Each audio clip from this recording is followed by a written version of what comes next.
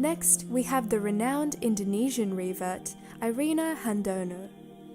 Unlike the majority of the population of Indonesia, Irina was born and raised in a Catholic family.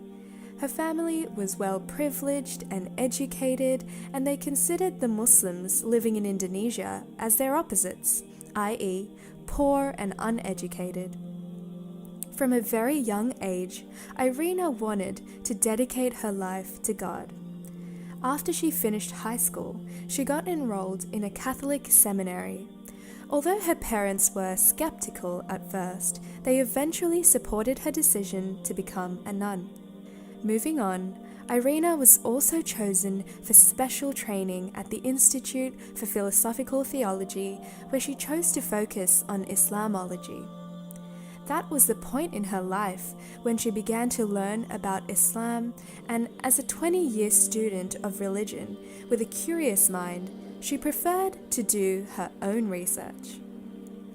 She found out how wrong her views had been, and that even non-Muslim countries are faced with issues of poverty and education. So, she went ahead and asked her lecturer to grant her permission to study Islam. He obliged, but only if her objective was to find faults in said religion. So, Irina went on and opened the Quran for finding flaws in it.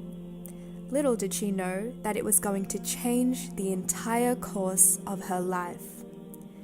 On the first read of the Quran, she happened upon Surah Al-Ikhlas and was fascinated by the concept of the unity of God in that chapter. Consequently, she went to her lecturer and questioned the idea of the Trinity in Christianity. Her lecturer tried different ways of explaining it to her, but when none of them seemed to convince her, he said, "Just accept it. Try to digest it. If you question it, you sin." Regardless, Irina went home and read Surah Al-Ikhlas once more.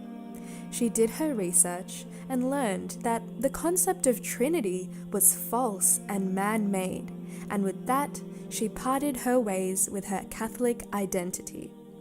6 years later, in 1983, she finally gathered the courage to utter Shahada and become a Muslim.